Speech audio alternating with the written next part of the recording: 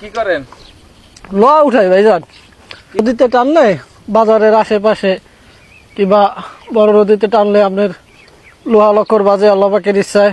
এর সাথে একটা কেউ ম্যাগনেটও বলে, কেউ চুম্বকও বলে।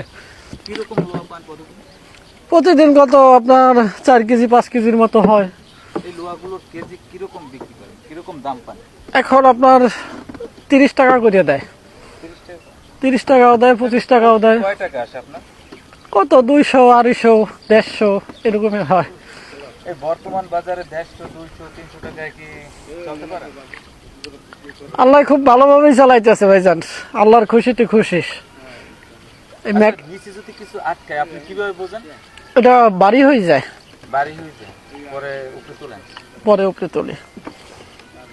যখন বাড়ি হয়ে যায় তখনই আমি বুঝি যে এর সাথে কিছু আটকেছে। আজকে কত কেজির মতো পাইছেন? আজকে কত এখানে 2 কেজির মতো হইতে পারে। কিছু ঠেকলে বোঝেন একটু, না? হ্যাঁ ভাইজান, কিছু বাজছে মনে হয়। হয়। আচ্ছা উড়েন, আল্লাহ সাথে।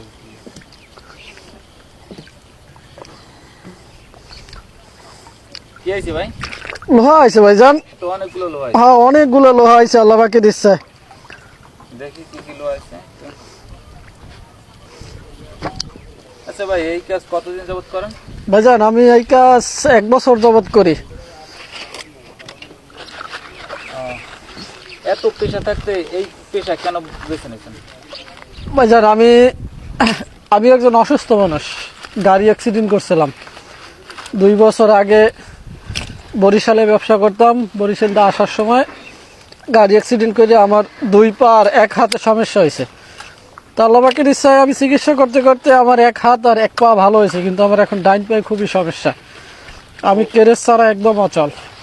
আপনি বাড়ি কোনো কাজ করতে পারেন না? না, আমি বাড়ি কোনো কাজকাম করতে পারি না, ডাক্তারের নিষেধ। আর এই কারণে আমি এই একটা চুম্বক সংগ্রহ করে খাল থেকে লোহা লক্কর তুলি।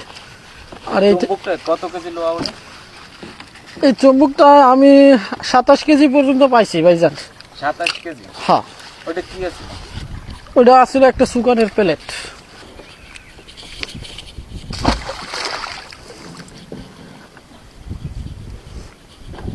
এখন পুরো জীবন তো এটার উপরে নির্ভর করে আপনার? হ্যাঁ ভাইজান, এটার উপরেই নির্ভর করে আল্লাহ পাকের ইচ্ছায়। এটা থেকে চলে। কিছু আটকাইছে ভাই? না ভাইজান, কিছুই আটকায় নাই।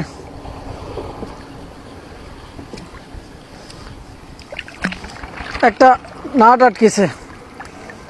কি কি পাওয়া যায় ভাই? বেশিরভাগ লোহা লক্করই ভাইজান। টাকা ওঠে তো টাকা? হ্যাঁ, কয়েল টাকা ওঠে, আপনার 1 টাকা 2 টাকা 5 টাকার কয়েন ওঠে, কিন্তু খুব কম।